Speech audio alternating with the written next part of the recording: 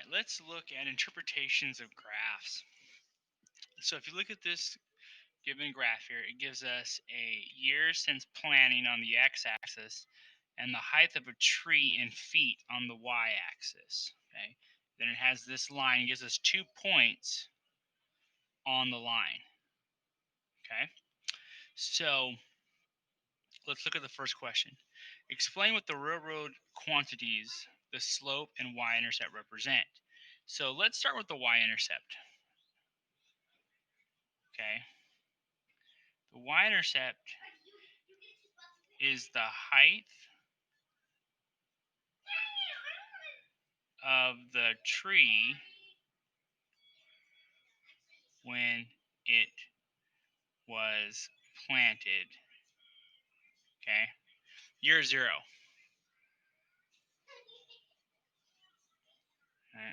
Planted. When it was planted. Okay. So at year zero, it looks like it was 4 feet tall. All right. So if I was to mark this out,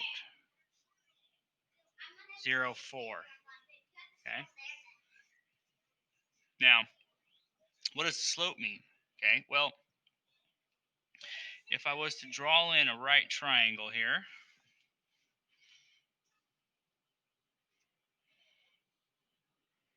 okay, so it goes from 0 to 5. Okay, from 0 to 5 it goes over 5 spaces. 1, 2, 3, 5. So this is 5. And then it goes from 4 to 14. So this is 10 spaces here.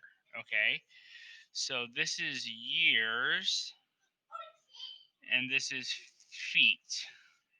Okay, so the slope is going to tell us, it basically says every 5 years grows 10 feet. Okay.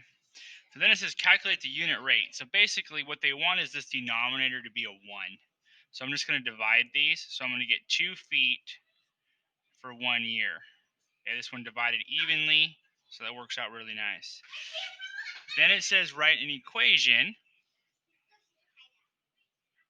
Okay, write an equation. So I need a y-intercept, which is 4.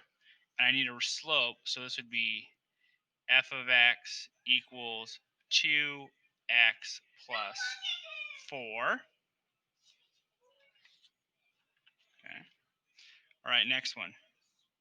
So this is time in months, and this is the bank's balance. So basically how much money is in the bank. And if you look at it, as time goes by, there's less and less money. So whatever they started with, they're taking money out of the bank. Okay. So they gave 2 points on the graph. We can use that for slope. They gave us this point here for y-intercept. Okay. And so we're looking at, this is 50, so 60, 70, 80, 90. So these are going up by tens. So this is dollars, right? So 60, this is $170 is the y-intercept. So the y-intercept is basically what says they start with $170. Okay. And for slope, we can do this a couple of different ways. We can use these 2 points. I'm actually going to use the y-intercept, and I'm going to draw a slope right here. So this is going to go down. No, it's kind of hard to see. I'm going to use a marker here, make it stand out. So this right here goes from 170 to 150, so that's minus 20. Okay, and then the x's go from 0 to 2, right? This is the point 0 to 2 for the x. So I know it's kind of hard to see, but look how big the spaces are down here. So this is 2. So the slope would basically be negative $20 every 2 months. Okay, so every 2 months they spend 20 bucks. Okay, so now I wanted to include this as a unit rate. It means I just got to divide these out.